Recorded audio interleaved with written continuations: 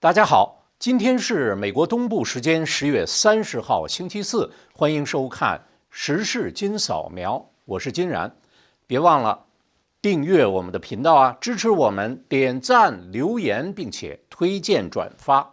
川普亚洲之行的最后收尾是今天在韩国与习近平的会晤。川普选的这个地方也很特别，是在韩国釜山的叫金海空军基地的一处相对简陋的会场。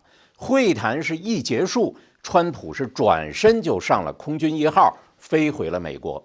因为对川习会的结果，各方是说法不一，又鉴于中共一贯说假话的习俗，甚至中共的公报对内和对外都是两种说法。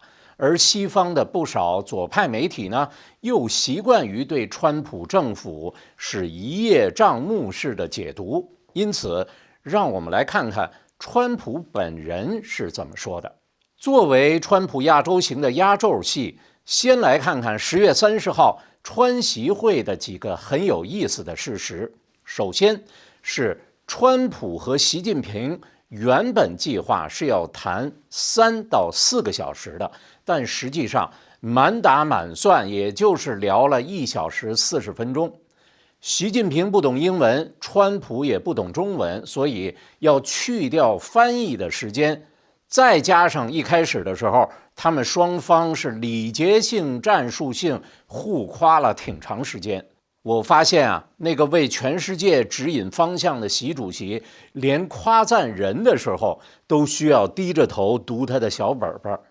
估计这2个人实质也就是谈了几十分钟，而需要谈论的议题呢又非常多。因此上，我判断双方基本上是在走马观花，应该是按照双方手下在前2天马来西亚的台下面基本上谈好了的内容又过了一遍而已。在现场啊，并没有实现什么突破性进展，这就是为什么谈判时长是大幅缩水，因为谈不下去了。再看美中双方各7人的阵容也很有意思。中共这边那个被美国财长点名指姓骂精神不正常的中共国际贸易代表李成钢没有参加，而美国的贸易代表叫格里尔倒是去了。而被中共公开也是点名指姓制裁过2次的国务卿卢比奥就坐在川普的身边。这个卢比奥啊，自始至终都是毫无表情的扑克脸，那个脸色似乎在说，我就坐在你对面，来制裁我啊。王毅来给我解释一下，好自为之是只什么耗子。更有意思的是呢，全球瞩目的这次美中会谈结束之后，美中首脑都转身离去，没有开对外的记者会，更没有联合公报。那么有什么呢？我们先来看看川普本人在他自己的社交媒体上的长篇贴文。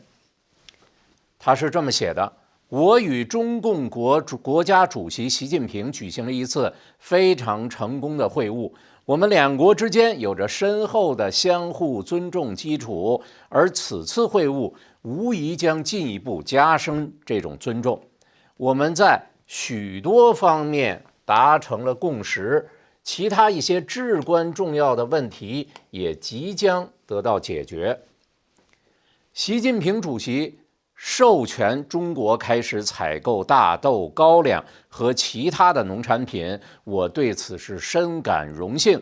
我们的农民一定会非常高兴。事实上，正如我第1任期内曾说过那样，农民们应该立即去购买更多的土地和更大的拖拉机。我衷心感谢习主席的这一决定。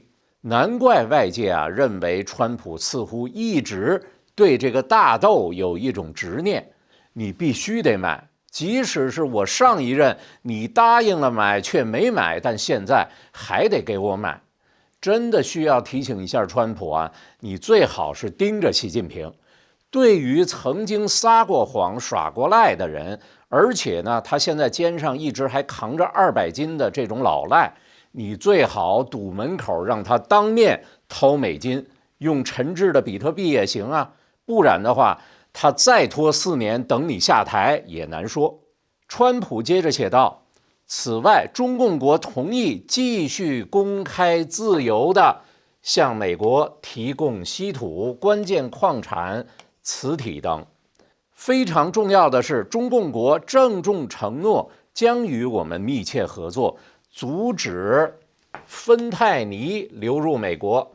他们将帮助我们结束芬太尼危机。稀土和芬太尼这2个东西啊，都是中共有意害死美国，而且呢是多年布局的事儿。一个呢是为了卡你的脖子，一个呢是从你身体内破坏你的5脏6腑。如果现在他突然和你说我改邪归正了，掐你脖子的那个手会松开，也不再喂你毒药了，还是那句话，盯紧他，看他怎么做，而不是怎么说。也希望啊，美国是武松，千万别做武大郎。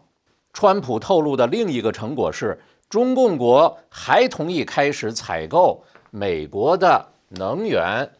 他说，事实上，一项涉及阿拉斯加购买石油和天然气的大规模交易可能即将达成。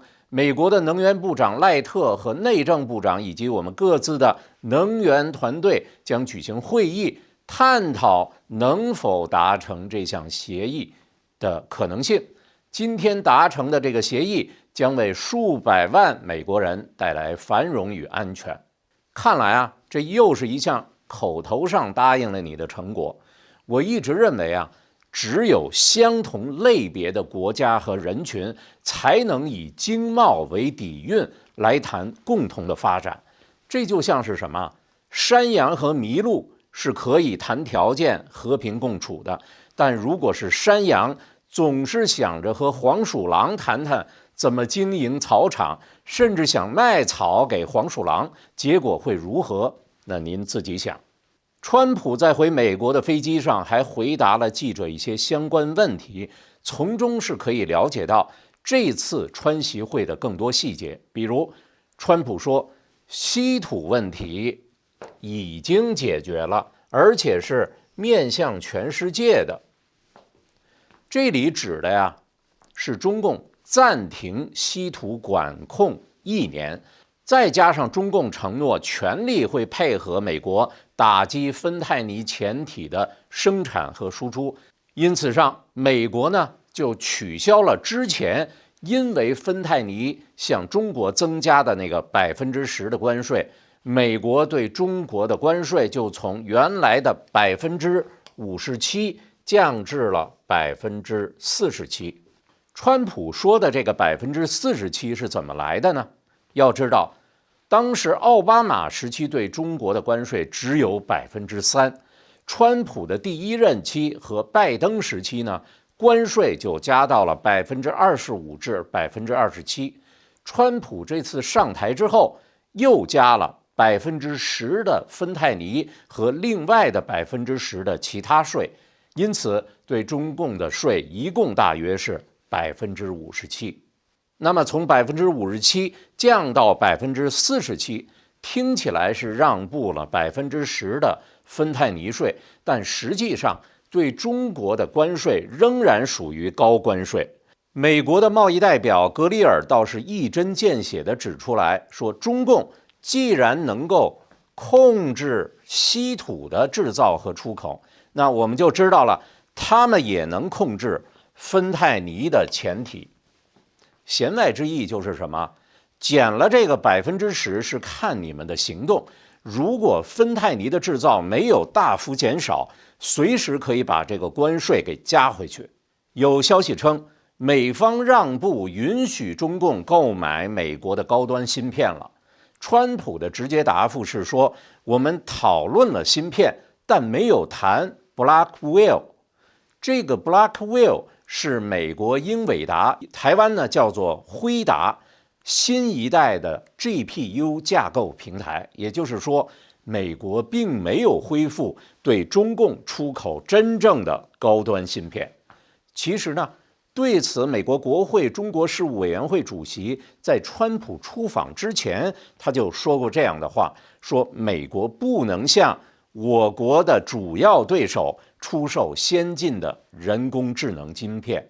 这次川习会虽然各方这么解读那么解读，双方虽然也是各有让步，但多数的关键的这个关税减免和制裁取消都是有期限的，基本上都是1年。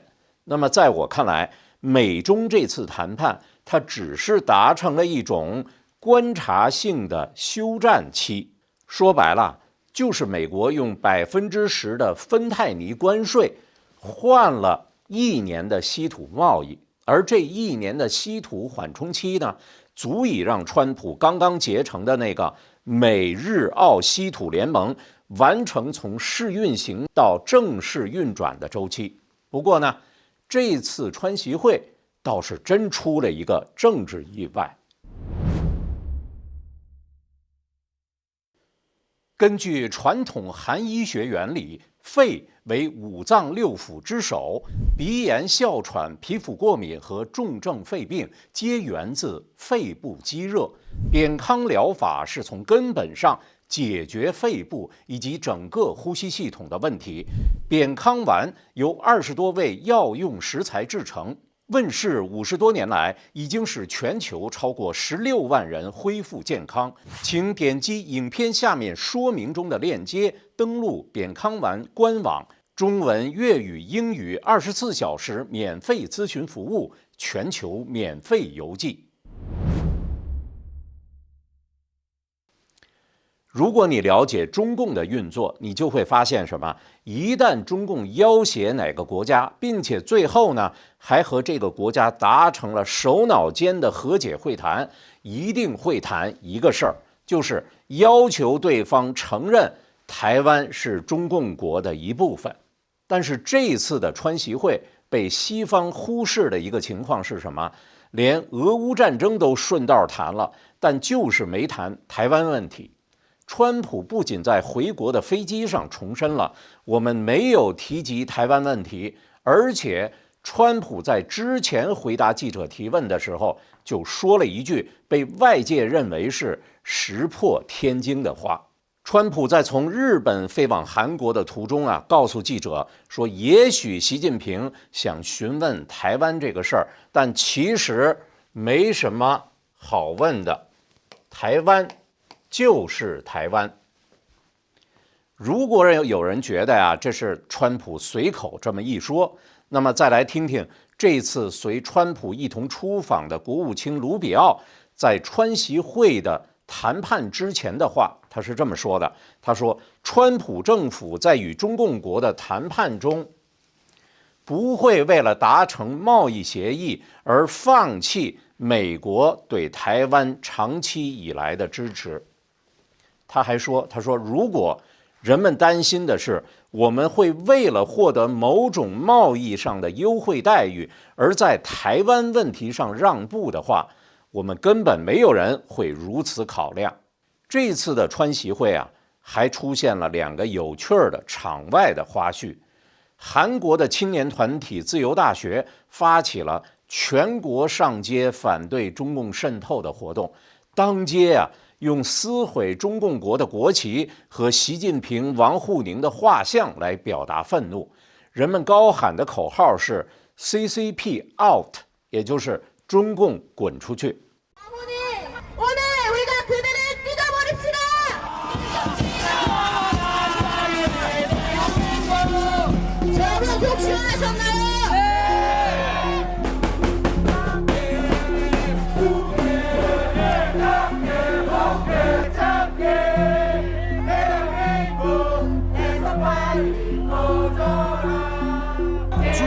중국을 위한 대한민국이 되어가고 있습니다. 이러다가 진짜 우리나라 홍콩 원하진 않겠다 싶어가지고 답답해가지고 뛰쳐나왔습니다. 친중 공상화돼가고 있잖아요. 그동안 중국이 해온 만행에 대해서 더 이상 참을 수가 없기 때문에 中共非常忌讳的就是让中国民众看到中共党魁出访的时候的抗议场面。在韩国已经是够烦心的了，没想到在中国国内也出现了不可思议的状况。今天，党的喉舌《人民日报》客户端在有关川习会的报道中，居然打错了习近平的名字，习近平变成了习近乎。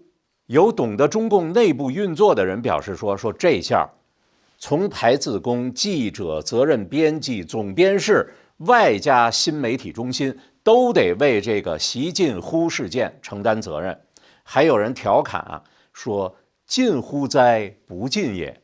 恭喜习近平在出了趟远门之后呢，终于获得了比200斤加速师和习包子多了点文化底蕴的新外号。还有人说，赶快提醒川普去看看刚才和中共签的合约吧，没准上面签的是习近乎。川普计划明年的4月份访问中国，正是从现在开始半年的观察期，而之后习近平也会回访。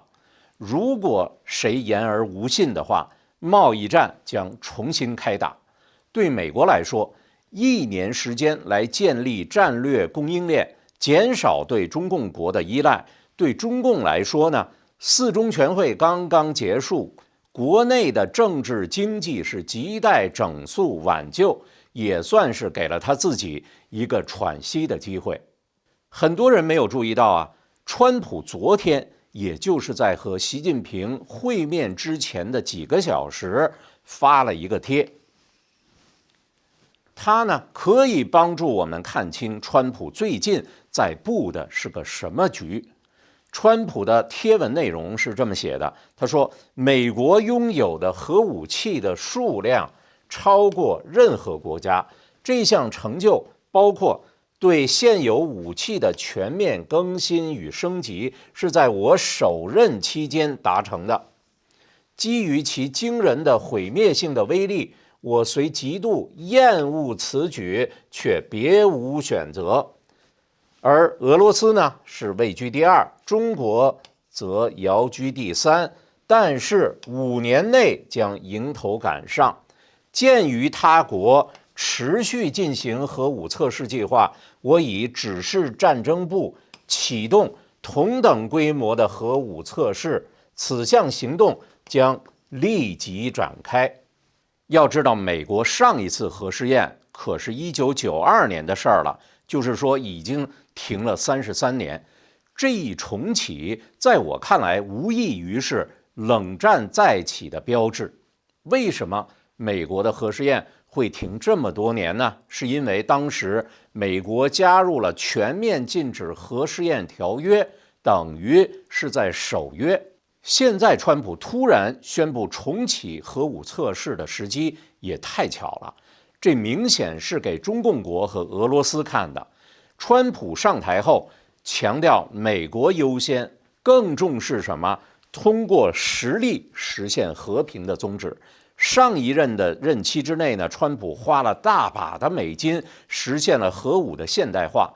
2023年统计，美国有3748枚的可以随时发射的核弹。最近呢，俄罗斯测试了2个新的核动力导弹系统，而中共国据说核弹的数量从2020年以来翻倍了，现在有500多枚，预计到2030年会达到1000枚。川普宣布重启核武测试，来告诉中俄，美国不但不会坐视不理，一旦行动，还会让对手是望尘莫及。